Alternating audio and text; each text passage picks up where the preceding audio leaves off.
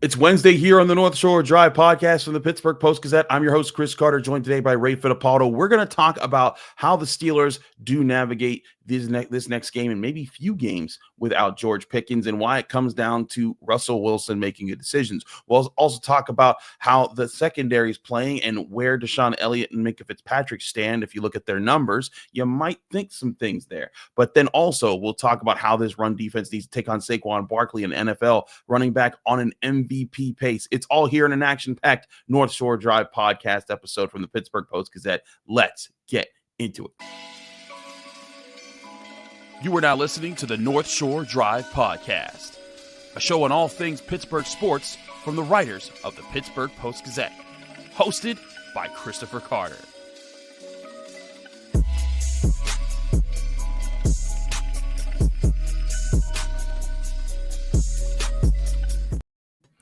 Hello and welcome to the North Shore Drive podcast from the Pittsburgh Post-Gazette. I'm your host, Chris Carter, here with one of our great Steelers beat writers, Ray Fittipaldo. And as always, you can find the show on your favorite podcasting apps and on YouTube. Like this video if you enjoyed. Subscribe to this channel to get all of our Monday, Wednesday, Friday episodes of the North Shore Drive podcast, as well as the daily content that comes out from all of our sports writers here at the Pittsburgh Post-Gazette. And as always, you can find this on your favorite podcasting YouTube. And as always, this show is brought to you by Edgar Snyder Associates. Whether you're injured in a car accident or hurt on the job, Edgar Snyder Associates has helped injury victims for over 40 years recover more than $2 billion on their behalf. If you or a loved one have been seriously injured in an accident, call 1-800-94-EDGAR or visit www.edgarsnyder.com for a free consultation. Remember, there's never a fee unless they get money for you. Ray, the Steelers now know, as Jerry reported, and then Mike Tomlin sort of confirmed and extended, the injury to George Pickens is a bit more serious than originally thought. This isn't just a late hamstring injury that held him out the last second of a game. This is probably going to be one that holds him out not just this game, but maybe even longer, maybe even throughout this 11-day stretch of games between the Eagles, the Ravens, and the Chiefs that the Steelers got coming up. But in the wake of that, the Steelers do have an offense that put up 27 points last week without George Pickens. And I went to the film to kind of break down how they did that and what they leaned on, especially once they kind of started to get things clicking late in the first half for the offense. And one thing I noted was Russell Wilson's ability to lead, to trust his teammates, and to understand when and where the defense will be. And to me, that is a huge part of why they went and got him, was for moments like this where you need a guy to understand what defenses are doing and to counter it by hitting the soft parts of those defenses. That's something he did well in this game, and it's something that they're going to need him to do really well against one of the best defenses in the league in the Philadelphia Eagles. Yeah, and I don't think that was any more evident than on the Van Jefferson touchdown pass. Originally, that's a read option, and then that's a play that Russ said that they have down there at that area of the field where they can take advantage of some things, right? You always have to account for the quarterback in the running game, and Van Jefferson just found that little hole in that zone there, and Russ knew where he was going to be, and they were able to get a very important touchdown on the board in that situation. So you're right. I think if Justin Fields is the quarterback in that Browns game, and I'm not knocking Justin Fields, but that was going to be even more of a rock fight than it was in the first half. That game probably would have ended, 16-13 or 16-14, something like that. Steelers probably still find a way to win, but I think it would have been much more difficult. So I still think there are ways that they can use Justin Fields, even though they didn't in that Browns game. But I think that Browns game is Exhibit A. That's why Mike Tomlin turned to him in the first place, and Russ made some necessary plays to get that W. He certainly did. And it's about using all the tools in the shed, right? Because, he threw the deep ball to Mike Williams. He threw deep balls to Scotty Miller, and he was also able to play off them. And what I show in my film study is when he hit those, the Browns then realized we have to respect those guys on outside the numbers as well. And then all of a sudden, he's able to play off of that to create other opportunities. If you go back and look at his 20-yard touchdown pass to Pat Freiermuth, what he did on that play was the Steelers come out, they see it's one high safety who's playing, it's cover one, so there's one safety in the middle part of the field. He just needs to move that safety over just a little bit so he can hit that seam route down the middle to Pat Freiermuth without that safety being there. So what does he do? He stares down Scotty Miller on the other side of the field, and he says, hey, I'm looking over here. And so the safety's like, okay, he's going that way. And then Russell Wilson says, nope, going this way. Bang, and hits Pat Freiermuth down the seam. And he trusts Pat Freiermuth to win that seam route against Grant Delpit up the middle. He does. Ball's on time. Pat Freiermuth catches it. Fights into the end zone, gets a touchdown. And it's those types of things to not only know where your offense is, but to also understand how that offense can counter what the defense that you're lining up against is doing. And that's what Russell Wilson, I think, does very well time and time again against the Browns, especially after the first 5 drives of the game where they needed to kind of settle into the pace of things. He figures out what defenses are trying to do. And now you're going up against a better Eagles defense. The Browns defense, for as many big names they have on it, they haven't been good this year. They've had a lot of issues, and they've given up a lot of big plays. But this Eagles defense, they are the opposite of that. They have done very well this year. When you look at overall defensive numbers right now, the Eagles are giving up just a hair less points than the Steelers right now, but they're also giving up the fewest amount of yards in the league. They get after it with an aggressive defensive front. They have the second best pass defense in the league right now.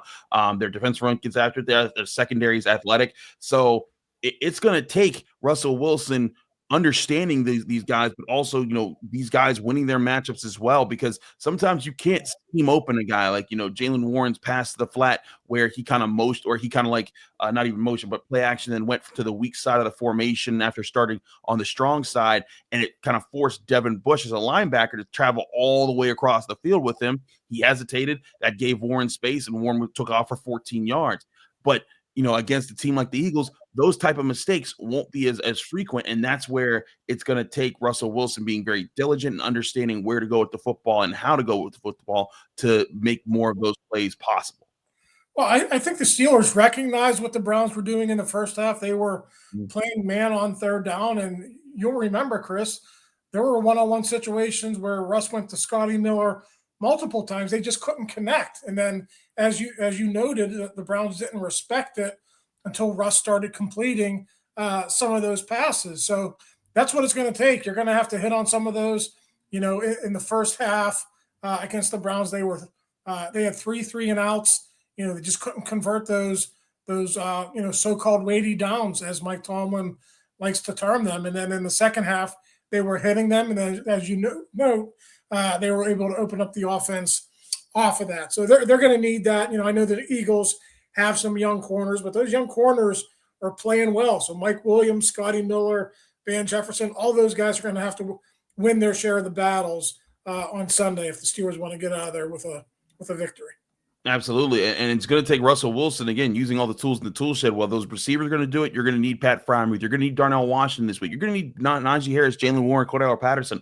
Be creative. And a part of this is also going to be on Arthur Smith, too, giving Russell Wilson, creating all those opportunities with these plays. And, for all the things that Arthur Smith's been criticized of, I think this might be one of the things that he's done very well. Is he finds people are like, why are we throwing the ball all to Michael Pruitt? Why is Ben Skowronek getting this, being targeted here? When you got George Pickens and you got this guy. But I think that's part of what Arthur Smith's offense does, is he gets it to the guys that the defense isn't thinking about. And sometimes it works against you, because sometimes those guys just don't make enough plays and it doesn't work out. But in situations like this now, if there's an offense that's suited to go to all these, third string guys that are kind of like working their way in rotationally into the offense, I think that the Steelers offense, this might be something that's up their sleeve of tricks here when it comes to what they want to do on offense. Well, yeah. Listen, Chris, if you're going to have, certain run personnel on the field when the teams think you're going to run the ball, those guys have to be involved in the passing game. So guys like Ben Skowronek, you have to target them once in a while, or otherwise teams are just going to gang up on the run. They're going to, keep 8-9 guys in the box, and you're not going to have any success running the ball. So I think it was a couple games ago against the Bengals, you saw Skowronek targeted. You saw Michael Pruitt targeted twice. you saw them break through tendencies and throw it to Cordero Patterson, not just like a flat pass, but actually he over was the on middle. the pattern. Yeah, right. Mm-hmm. So if you're gonna be married to that type of personnel, which I think, Chris, we're 12 games, 13 games into the season, that's what Arthur Smith is going to do. He's going to use Pruitt and Skoranek and all those guys. If you're going to do that, you got to at least throw to them once in a while and let the defense know that you're going to do that, so you can keep them on their toes a little bit. And certainly when you look at how this how Russell Wilson's handled it 2 games ago against the Bengals, he completed passes to 10 different receivers in that game. This week against the Browns, he completed passes to 9 different receivers. If there's anyone distributing the football and knowing how to get the ball spreading the ball around, Russell Wilson's certainly doing a pretty good job at that. We got to take a break. When we come back, I want to talk about the safety position because there were some numbers that were put out about DeShon Elliott and Minkah Fitzpatrick that I think are kind of interesting and kind of lend itself to talking about what the Steelers are doing at the safety position and in the middle of their secondary. We'll do all that next here on the North Shore Drive podcast on the Pittsburgh Post-Gazette. Chris Carter, Ray Fittipaldo. But first, I want to remind you the show is brought to you by Edgar Snyder Associates. If you're injured in an accident, you're probably wondering what's next. Well, for over 40 years, Edgar Snyder Associates have helped injury victims answer that very question. Whether it's gathering evidence, collecting medical records, or dealing with the insurance companies, Edgar Snyder Associates has helped over 75,000 people handle the what's next question. Call 1-800-94-EDGAR or visit www.edgarsnyder.com for a free consultation. And remember, there's never a fee unless they get money for you.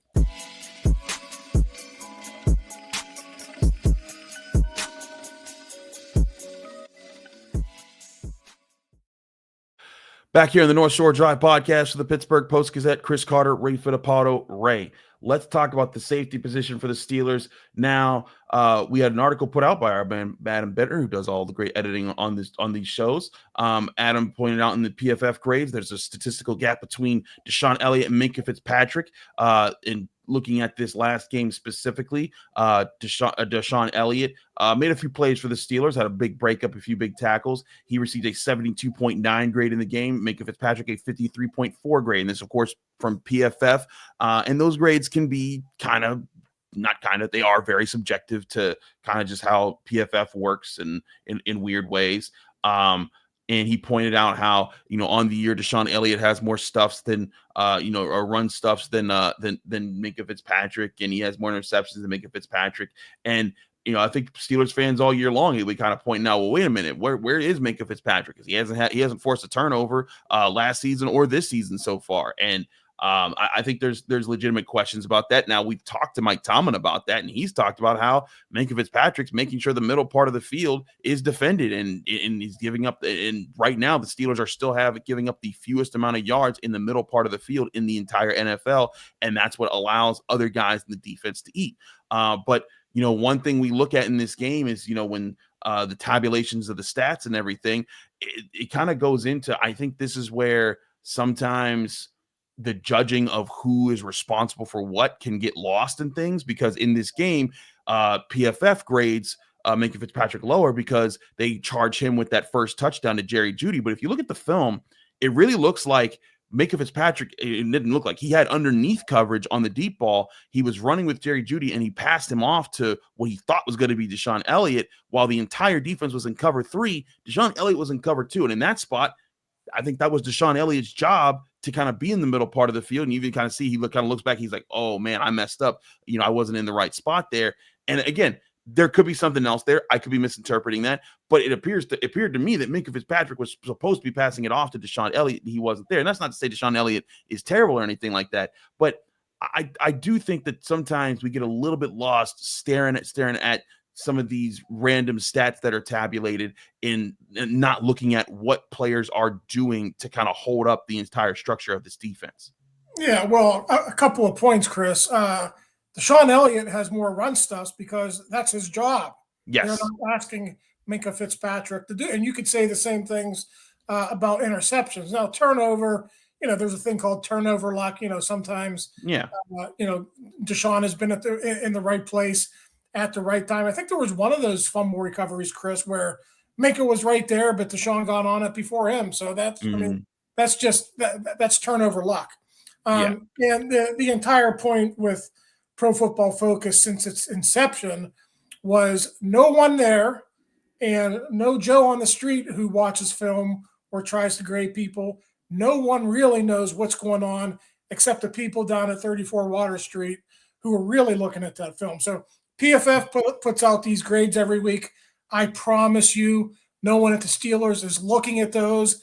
They don't care about those. There are people at PFF who aren't really qualified to be doing that. The grades that matter are the grades that the assistant coaches give the players after every single game. That's what the Steelers are looking at. And we have asked Mike Tomlin and Terrell Austin almost weekly about how Minkah Fitzpatrick is playing, and all of them, to a T, say Minkah's playing fine. We're asking him to do certain things, and that's it. So my advice would be just stop paying attention to Pro Football Focus and, just watch the game yourself. I think, there are a lot of knowledgeable football fans in Pittsburgh. Watch the game over yourself, and don't count on other people from Ireland or wherever to tell you what to think about certain situations.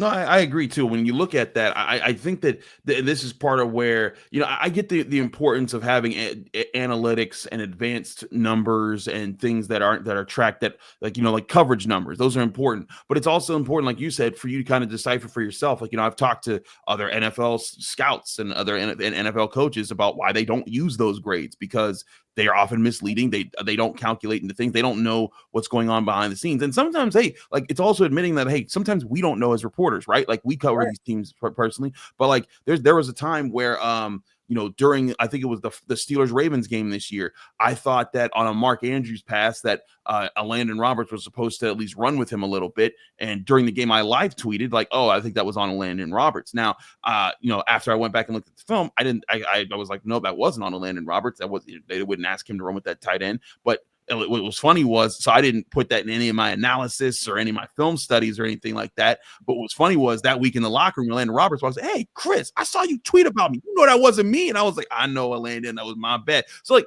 things like that do happen to everybody. But when you have time to sit down and you do your analysis, it's important to get those types of things right after the fact, and then try to put some clarity into your work and your analysis. And that's where, again, I think PFF does fall short when they're doing their grades and stuff. And again, some of the hard data they put out, very useful, helpful organizing, like the yards after contact, the yards per attempt, like those types of things. They do a lot of things that help you crunch numbers and get important stuff there.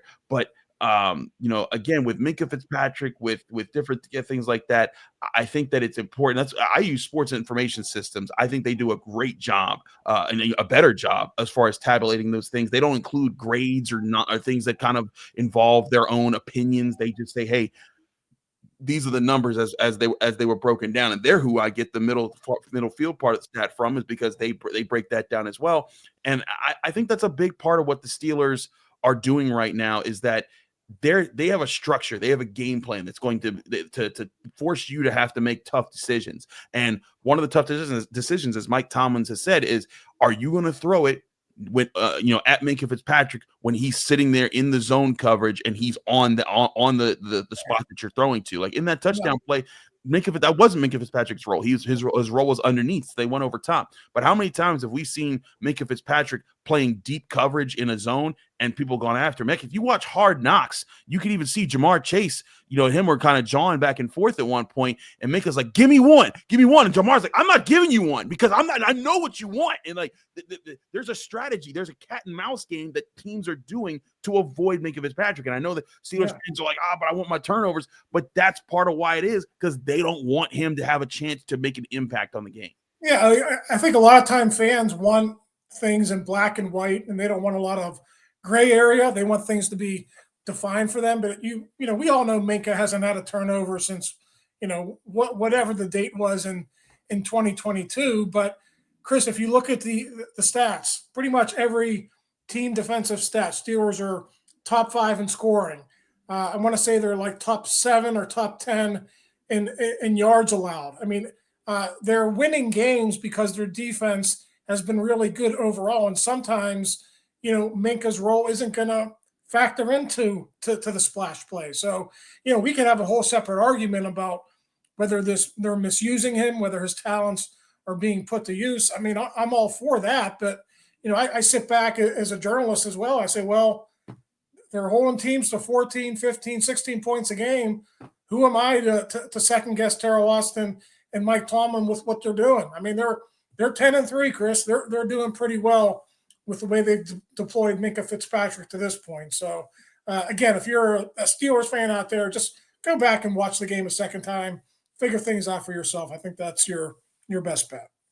Absolutely. When we come back, I want to talk about one of the biggest challenges they got in this upcoming game, and that's stopping Saquon Barkley, who right now leads the NFL in rushing yards, rushing attempts, yards per attempt, yards per game. He is the rushing king right now. He's taken off of Derrick Henry a little bit right now. We'll talk about how they need to dig into that with some of Ray's analysis next here on the North Shore Drive podcast from the Pittsburgh Post-Gazette. But first, I want to remind you this update is brought to you by Savinas, Kane, and Gallucci. They're your mesothelioma and asbestos lawyers with over 85 years of experience. Call them today for a free consultation. That's Savinas, Kane, and Gallucci. We're also brought to you by Moon Township Honda. We're at 5802 University Boulevard in Moon Township, PA. You can find your new Honda vehicle today or visit their website, moonhonda.com. Here's a message from our friends at Moon Township Honda.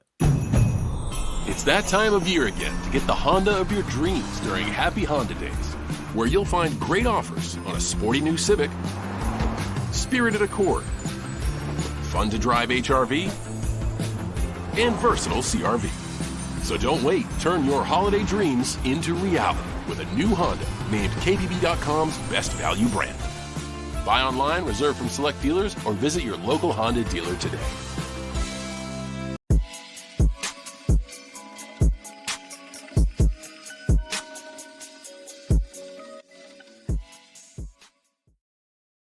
We're back here on the North Shore Drive podcast from the Pittsburgh Post-Gazette. Chris Carter, Ray Fittipaldo. Ray, let's talk about Saquon Barkley. You're writing about this for this week, and it's a big matchup. I mean, again, Saquon Barkley's 266 attempts is the most in the NFL. So is his 1,623 rushing yards.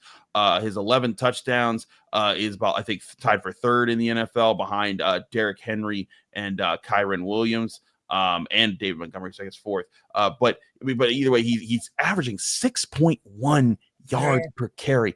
That is insane, Ray. Like it's one thing to have high volume and then high yards. Although running backs have done that a lot in the history of the NFL. But this guy's on a pace to eclipse 2,000 rushing yards, and he's coming to town. He's against the Pittsburgh Steelers, right now he leads what's also the number one rushing offense in the NFL. They're averaging 190.5 yards per game on the ground. The Eagles are. That's even better than the Baltimore Ravens, who've been categorically leading the league in rushing for a few years now with Lamar Jackson. And this year they have Derrick Henry to add with that. But it doesn't matter. They got Saquon Barkley, and he's doing damage.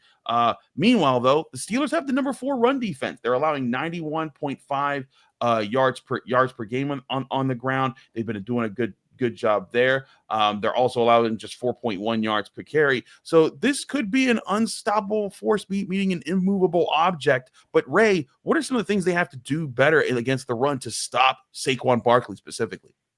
Yeah, I mean, listen, Cam Hayward has to continue to play at a high level. Keanu Benton, I think, has to continue what he's doing. I think Keanu, everyone looks at that interception last week. That was a great play.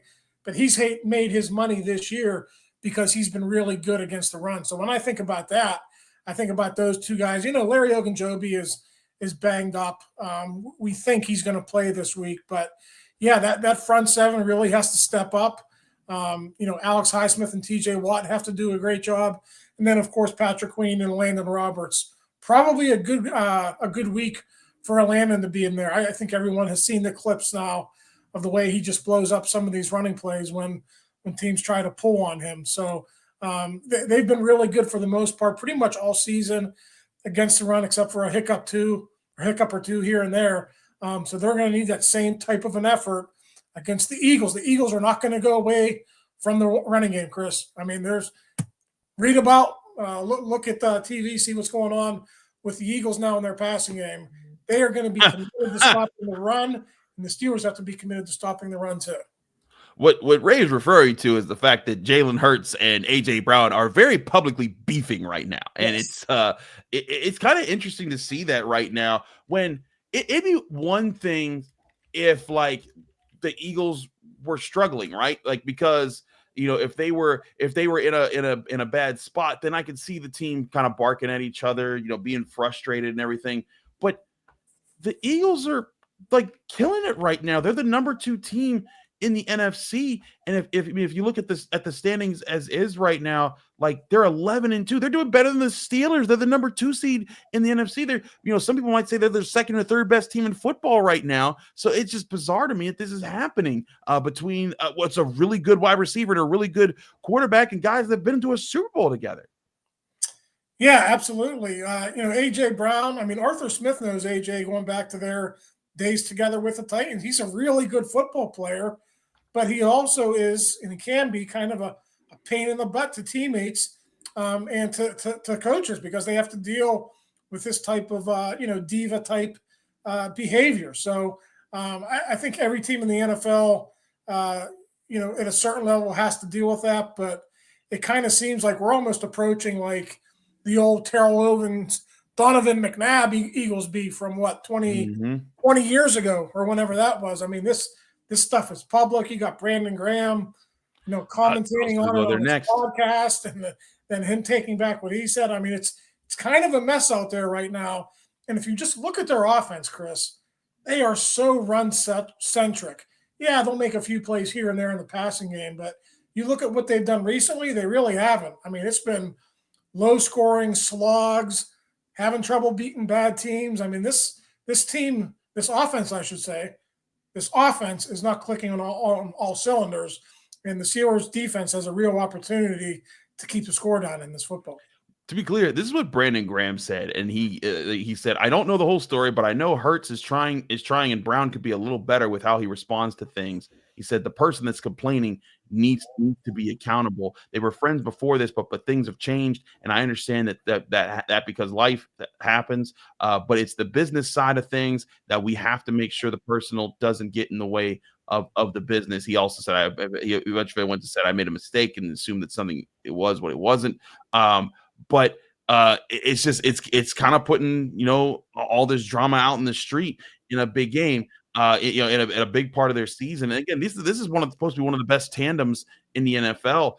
Not too long ago, these guys were in the Super Bowl and they were making big plays, and Jalen Hurts and A.J. Brown were vibing and getting things done, and they were connected. They had a really good connection. I think it's going to be interesting to see how things work out with these guys. Now, A.J. Brown's trying to come out and say now that, or Nick Sirianni's trying to say, A.J. Brown's not talking about Jalen Hurts, but it's kind of, it's kind of out in the obvious for a lot of people that there's something going on there right now. So to your point about Saquon Barkley, if I'm the Eagles, I want to get, I'd sure like to get that passing game going, but you know what, how I get this offense humming without having to worry about any chemistry problems there? I run the football to my candidate running back. And he's also really good in the passing game. That's what people don't realize. Everyone looks at the running numbers, but Saquon Barkley is a really good pass receiver as well. I'm really big into NFL history. This Eric Dickerson record has stood, I think, since 1984. He needs 482 rushing yards over the final 4 weeks of the season to get it. The Steelers are in his way. To me, this is a lot of this is a good matchup here. You got top-ranked offense versus top-ranked defense, guy going after history. They're probably going to have meaningful games in Week 18, so there's probably going to be a chance for him to get that record. The Steelers can do a lot this week to make sure that doesn't happen.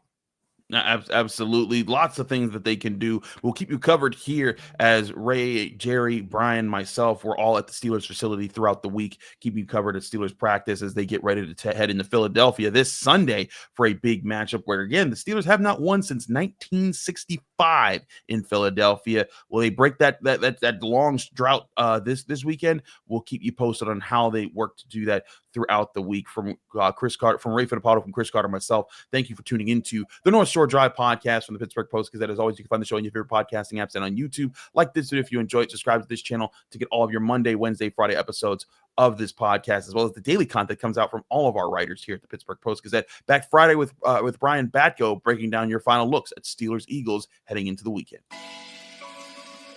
Thank you for tuning in to another episode of the North Shore Drive podcast from the Pittsburgh Post-Gazette. If you watch this video on YouTube, please like the video and subscribe to our channel. For all the sports coverage from the Post-Gazette that we have to offer, visit post-gazette.com.